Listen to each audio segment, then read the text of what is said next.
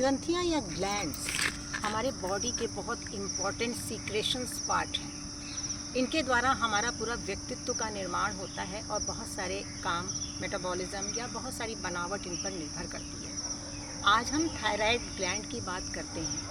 कहा जाता है थायराइड ग्लैंड यहाँ पर है, तितली के शेप में होती है और उसी से हमें कभी थायरॉयडिज्म या हाइपोथायराइड या हाइपर हो जाती है।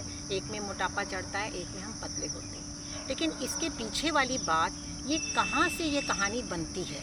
यूँ तो पता है हमारी लाइफस्टाइल गलत है तो हमें इस बीमारी का सामना करना पड़ता है। माने सुंदर सी ग्लैंड जो एंडोक्राइन ग्लैंड कही जाती है, इसका जो सिक्रेशन निकलता है डायरेक्ट ये ब्लड के अंदर अपने सिक्रेशन को घोल देती है। हाँ, लेकिन ये भी कहीं से कंट्रोल होती है। हर चीज़ कहीं ना कहीं से कंट्रोलिंग उसमें रहता है। इसका जो कंट्रोलर है वो हमारा पिट्यूटरी ग्लैंड, जो हाइपोथैलेमस के ठीक पास में है, वो पिट्यूटरी ग्लैंड है। कहा जाता है जब भी चेक आप कराते हो तो आप सुनते हो कि TSH बढ़ा हुआ है। अब TSH क्या है ये किसी को नहीं पता भी होगा, लेकिन उतना, ये तो शॉर्ट फॉर्म में डॉक्टरी भाषा है, ये बोल देते हैं टेक्निकल उसमें। तो TSH हमारा है कि थायराइड स्टिमुलेटिंग ग्लैंड। थायराइड को जो स्टिमुलेट करती है वो ग्लैंड पिट्यूटरी ग्लैंड है। माने कि वहाँ से ही थायरॉक्सिन को एक मैसेजिंग दी जाती है। अगर हमारा पिट्यूटरी ग्लैंड ही ठीक से मैसेजिंग ना करे तो बेचारा थायराइड ग्लैंड भी क्या कर लेगा। ग्लैंड का सिक्रेशन भी अनियमित कम या ज़्यादा हो जाता है और उसका हमारे यहाँ मेटाबॉलिज्म पर असर पड़ता है और उसका असर हमारे गट हेल्थ पर पड़ता है। अब ये हमारी पिट्यूटरी ग्लैंड ये क्यों डिस्टर्ब होती है? ये दो वजहों से डिस्टर्ब होती है। एक हमारी दिन भर रात भर की जो हम सोच मन के द्वारा चलाते हैं। आज के ज़माने में नेगेटिव सोच का एक फैशन हो गया है। हंसना लोग भूल गए हैं, अच्छी बात किसी को शुभभावना देना भूल गए हैं।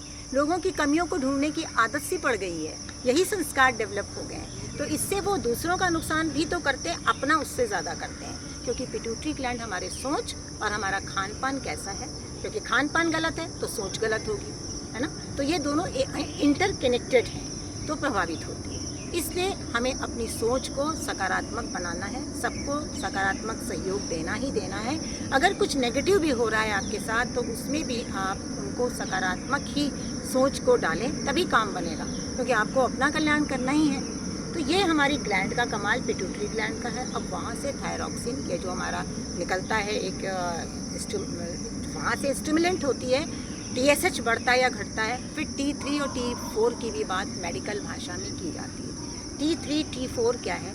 T3 जो होता है उसमें बच्चों का विकास, बच्चों का मेंटल डेवलपमेंट और बॉडीली ग्रोथ और वयस्कों के ऊपर भी इसका असर पड़ता है। तो ये हमारा T3 बढ़ जाता है, तो उसमें ये सब बहुत सारी बातें और क्लैसिटोजम, जो हमारी कैल्शियम का जो कंट्रोलिंग पावर होती है वो भी यहीं से ही होती है। वो सब चीज़ें डिस्टर्ब, मतलब एक के डिस्टर्ब होने से दूसरा, दूसरे के डिस्टर्ब होने से तीसरा, फिर होल बॉडी के ऊपर उसका असर। फिर कह दिया जाता है आपका थायराइड काम नहीं कर रहा, थायराइड बढ़ा हुआ है। थायरॉक्सिन आपको बाहर से लेना, जो उसे बनाना था वो बाहर से लेना है।